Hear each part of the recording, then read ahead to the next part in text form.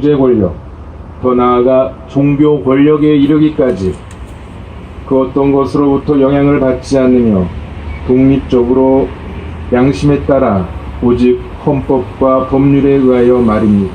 공정하고 정의로운 재판을 할 그런 권한을 여기 대법원을 비롯해서 저 건너편에 있는 중앙지방법원 전국에 있는 판사들에게 그런 권한을 줬는데 그런 사법 권력을 갖고 놀았다는 겁니다. 왜 갖고 놀았을까요? 지금까지 드러난 것은 양승태 전 대법원장이 상고법원이라는 것을 정부로부터 받기 위해서 사법 권력을 갖고 또 우리들 이웃에 있는 사람들 사건을 갖고 놀았다는 겁니다. 그리고 공개된 문건에 나타난 갖고 오는 사건, 이 앞에 있는 KTX 여승원들 해고 사건, 쌍용자동차 해고 사건, 반려만도 사건, 전교조 사건, 전부 대부분 힘없고 억울함을 하소연할 데가 없어서 법원으로 달려갔던 사람들 사건이었습니다.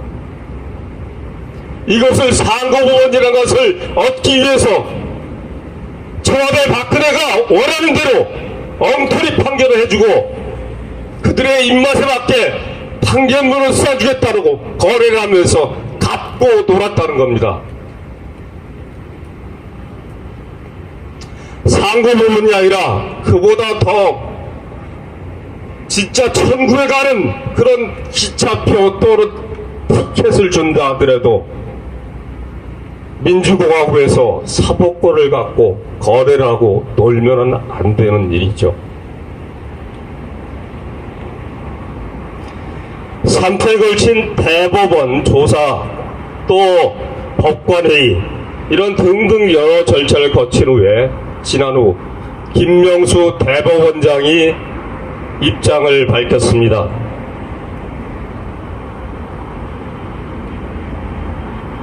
검찰 수사에 적극 협조하겠다. 또 일부 법관들 판사들에 대해서 징계 절차에 착수하고 또 그중 일부는 재판하지 못하도록 배제하겠다. 그리고 관련 자료들은 연구 보존해서 수사에 협조하도록 하겠다는 것입니다.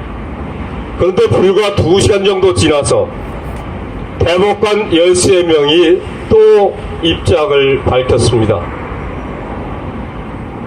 다들 알고 계시죠?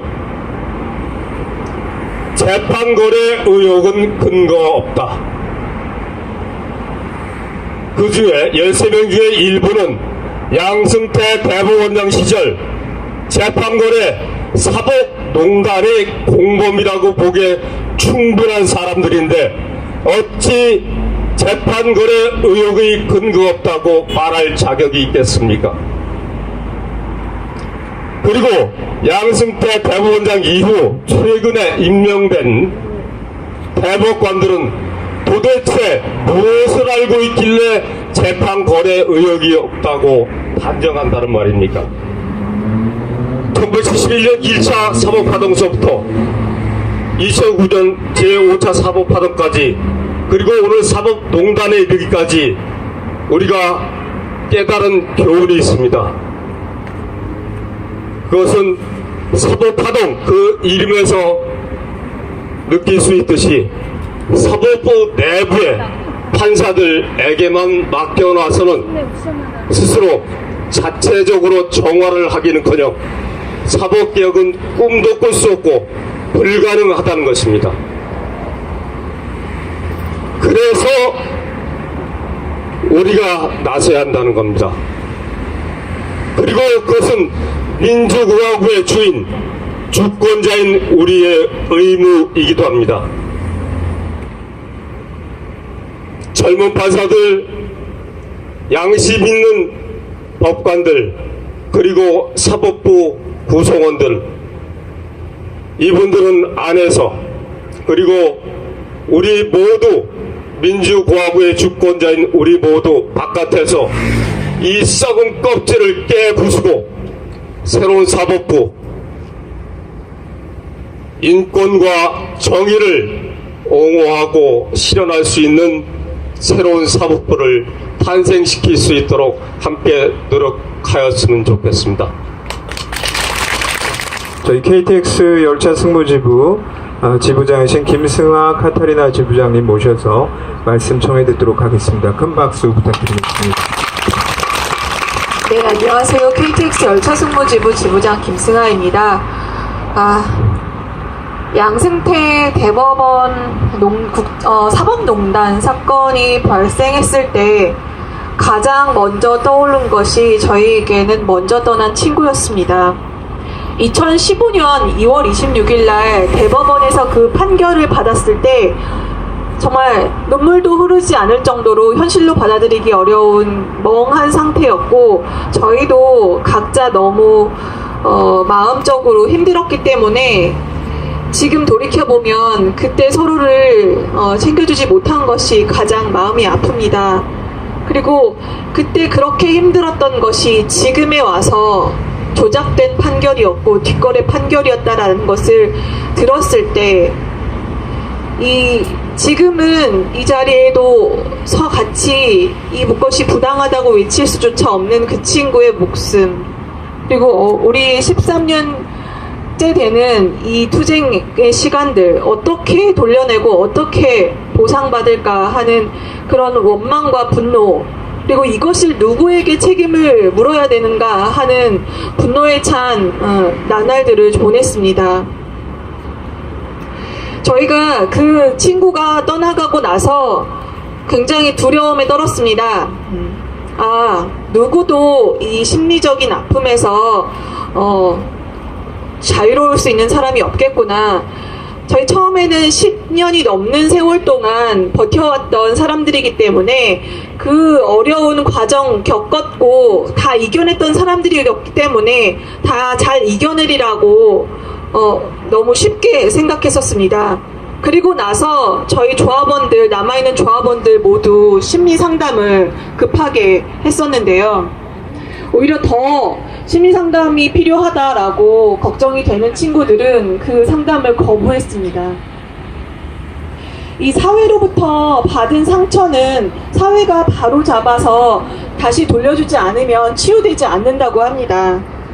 저희 아직도 지나가다가 KTX, 코레일, 철도공사 이런 철도 얘기만 나오면 귀가 쫑긋해서 가슴속 어딘가 아련해집니다. 그 2년 반 일했던 그 직장이 뭐라고 13년째 이곳을 못 떠나고 있습니다.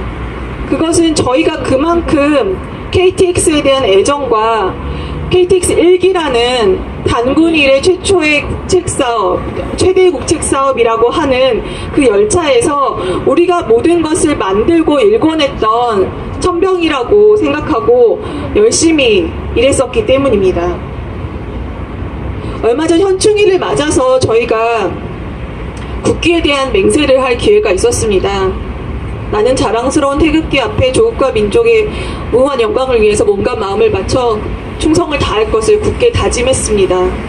우리는 그렇게 어려서부터 수백 번, 수천 번을 그런 나라에 충성을 다하겠다고 다짐했는데 이 나라는 저희에게 수없이 배신을 안겨줬습니다. 대법원 판결이 조작됐다는 것은 철도공사가 우리에게 취업 사기를 한 것이고 불법 파견을 저질렀다는 것이 드러났다는 것입니다. 그럼에도 불구하고 사법부는, 대법원장은 피해자에 대한 인정도, 사과조차도 하지 않고 있습니다. 철도공사는 이에 대한 인정과 피해자에 대한 구제 대책 시간만 끌고 있고 아무런 입장 발표조차 하지 않고 있습니다. 저희 문재인 대통령께서 후보 시절 철도노조와 함께 KTX 해고 승무원 문제를 전향적으로 해결하겠다 약속하셨습니다. 그리고 철도공사의 담당 부서인 국토교통부 김현미 장관님께서는 국정감사 때 KTX 해고 승무원 문제를 노사 전문가 협의회를 통해서 해결하겠다 직접 말씀해 주셨습니다. 문재인 정권의 오영식 사장님이 온 지도 지금 4개월이 넘어갑니다. 하지만 저희는 아직도 서울역, 서부역 천막에 있습니다. 정권이 바뀌었고 촛불 혁명이 일었고 모든 사람들이 행복해하고 뭔가 달라졌다라고 얘기를 하는데 저희는 하나도 느낄 수가 없습니다. 그러나 저희가 지금까지 문제를 가지고 온 것은 박근혜 정권 그 한 치 앞도 희망이 보이지 않은 그때도 저희가 이 문제를 놓지 않고 끝까지 투쟁했다는 것은 우리가 옳았고 우리가 피해자였고 오히려 당한 사람들이 너무 힘겨워 흩어지는 그런 결과, 그런 선례를 만들고 싶지 않았었기 때문입니다. 결국 그렇게 싸워봤댔자 나라의 부정함에 부당함에 그렇게 저항해봤댔자 남는 건 1억 원의 빚이고 결국 상처받는 것은 너희들 뿐이다 라는 이런 결과로 만들고 싶지 않았습니다. 그래서 지금까지 버텼고 또 양승태 사법농단이라는 이런 기회를 저희는 잡았다고 생각합니다. 저희가 대법원에서 기자회견을 하면서 김명수 대법원장 면담 신청을 하면서 대법정에 들어가게 됐습니다. 저희는 전혀 의도하지 않았고 그것이 대법정인지도 몰랐습니다. 이런 모든 것 저는 지금까지 싸워온 저희의 노력과 저희 투쟁의 결과 그리고 여러분들의 지지하는 마음이 모여서 그리고 하느님께서 만들어주신 기회라고 생각합니다. 저도 모르게 그곳에 들어섰고 저도 모르게 그렇게 소리쳤습니다. 그것이 모두 정말 하느님께서 저에게 분부를 내리신 거라고 생각이 들 수밖에 없는 그런 사건이었습니다. 그리고 그렇게 만들어주신 기회 저희도 끝까지 열심히 하고 여러분들께서도 꼭 같이 지켜주셨으면 좋겠습니다. 저희가 처음 외쳤던 KTX에서 안전을 담당하는 승무원으로 일하고자 한다는 그 신념 잃지 않을 수 있도록 그리고 반드시 그동안 싸워왔던 세월 그리고 앗아간 목숨 모두 보상받고 회복할 수 있을 때까지 열심히 싸우겠습니다. 그래서 여러분들께 싸우면 정의는 반드시 승리한다 라는 말씀 꼭 드릴 수 있도록 만들어 주셨으면 좋겠습니다. 고맙습니다.